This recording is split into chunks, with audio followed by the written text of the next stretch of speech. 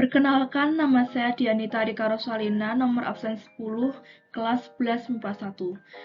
Pada kesempatan kali ini, saya akan mempresentasikan tentang sistem ekskresi.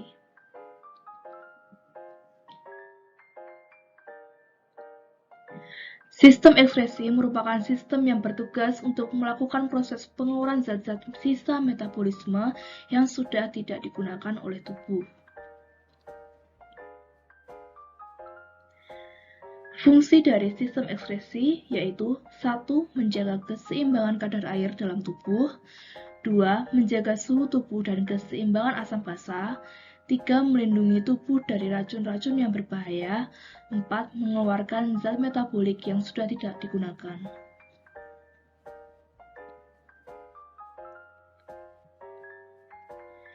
Organ pada sistem ekskresi. Yang pertama adalah ginjal, yang kedua adalah hati, yang ketiga adalah paru-paru, dan yang keempat adalah kulit.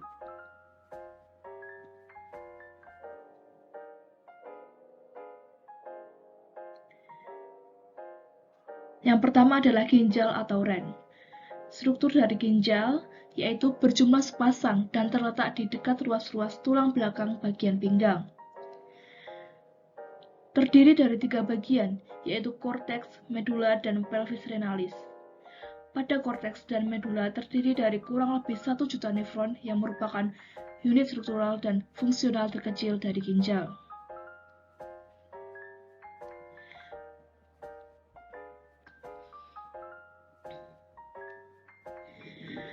Berikut ini adalah gambaran dari ginjal.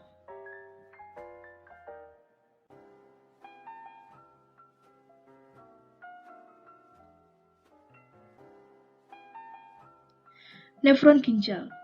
Nefron adalah unit struktural terkecil dan fungsional terkecil dari ginjal. Nefron terdiri dari 1. Badan Malpighi. Badan Malpighi terdiri dari kapsula Bowman. Kapsula Bowman adalah bagian yang berbentuk mangkuk atau piala. 2. Glomerulus. Untaian pembuluh kapiler yang dindingnya bertautan dengan dinding kapsula Bowman. Yang kedua adalah tubulus renalis. Tubulus renalis terdiri dari tubulus contortus proximal, tubulus contortus distal, tubulus collectivus, dan lengkung Henle. Ini adalah gambarannya.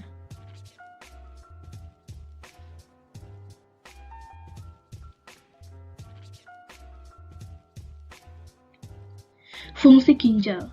Yang pertama yaitu membuang sisa metabolisme yang mengandung nitrogen dari tubuh, membuang zat-zat yang berbahaya bagi tubuh, mengatur keseimbangan air dan garam di dalam darah, serta mengatur tekanan darah dalam arteri dengan mengeluarkan kelebihan asam atau basa,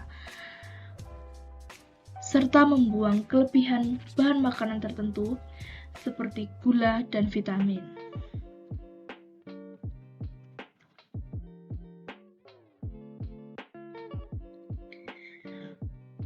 Di dalam ginjal, terdapat proses pembentukan urin.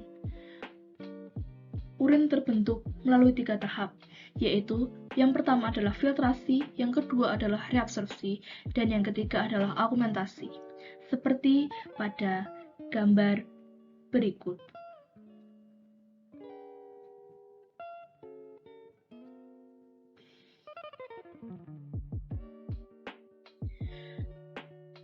Filtrasi atau penyaringan. Filtrasi adalah penyaringan darah yang terjadi di dalam glomerulus dalam kapsula Bowman. Reabsorpsi atau penyerapan kembali. Reabsorpsi adalah penyerapan kembali zat-zat yang masih berguna bagi tubuh.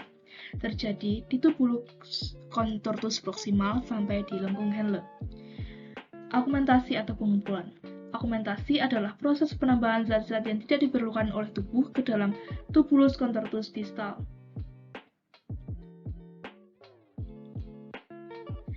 Organ yang kedua yaitu hati atau hepar.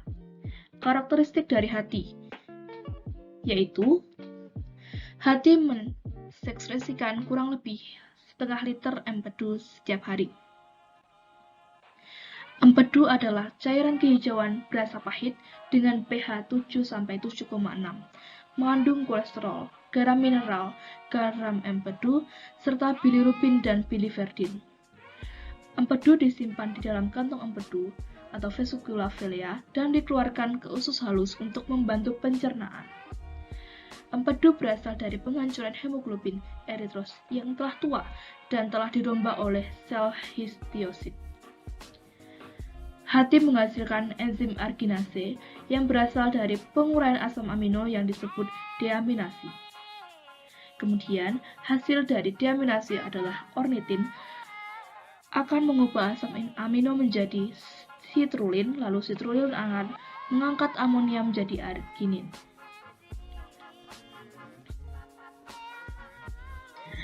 Struktur dari hati. Hati memiliki struktur seperti karet. Hati manusia terbagi menjadi dua bagian atau lobus, yaitu lobus kanan dan lobus kiri. Lobus kanan memiliki ukuran yang lebih besar dibandingkan lobus kiri. Dua bagian ini terpisah dengan visura. Hati mendapatkan suplai darah yang lebih banyak daripada organ lain. Ada sekitar 13% darah mengalir ke hati dari vena portal dan arteri hepatik. Ini adalah gambaran dari hati.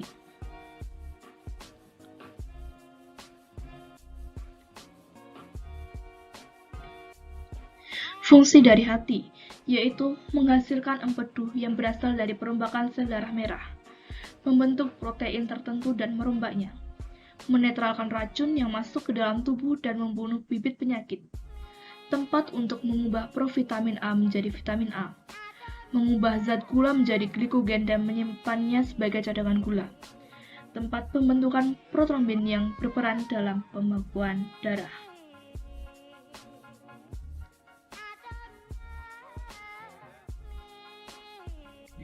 Organ yang ketiga adalah paru-paru atau pulmo.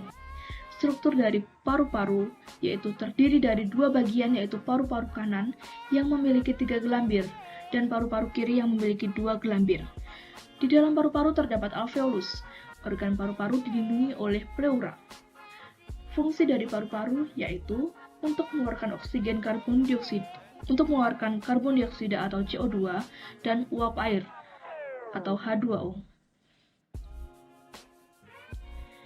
Ini adalah gambar dari paru-paru.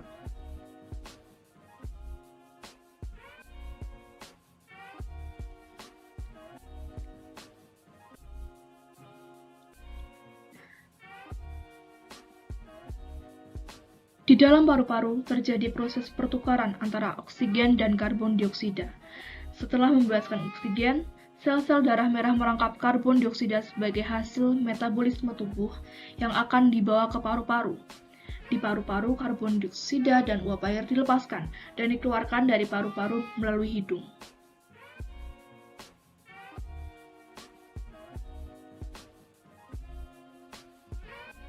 Organ yang keempat adalah kulit atau integumen. Struktur dari kulit yaitu yang pertama, epidermis atau kulit ari.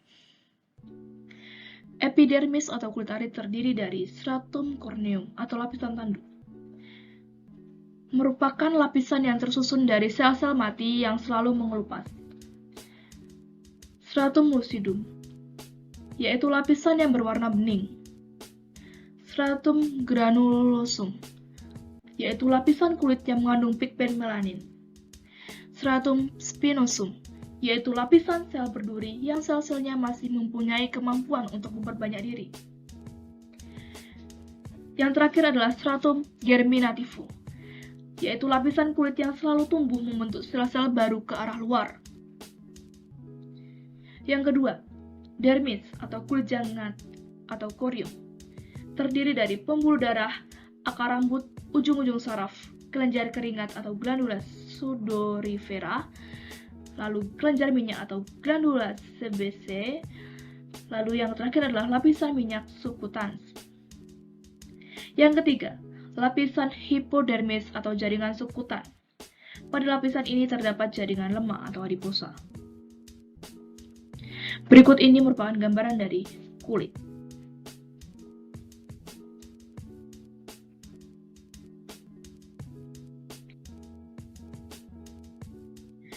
Fungsi kulit.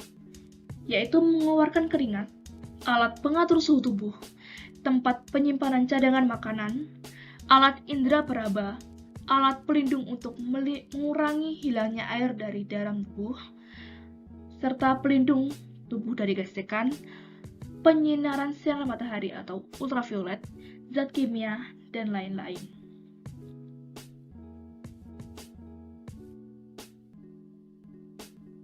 Mekanisme pengeluaran keringat. Yang pertama adalah suhu tinggi, lalu hipotalamus. Kemudian dilanjutkan vasodilatasi, yaitu panas dalam pembuluh darah akan keluar di vasodilatasi. Yang terakhir, memasuki kelenjar keringat aktif.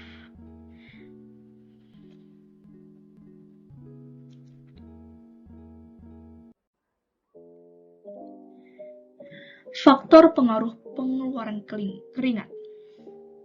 Yang pertama ada aktivitas tubuh. Yang kedua suhu lingkungan. Yang ketiga guncangan emosi. Dan yang keempat adalah hipotalamus.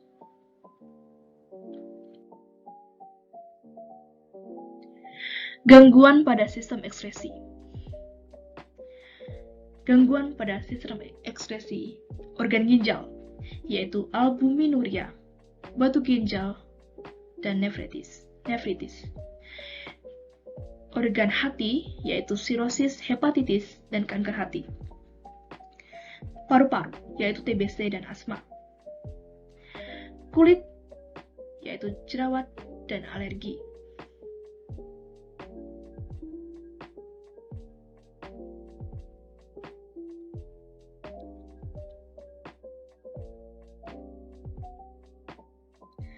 Sekian presentasi dari saya.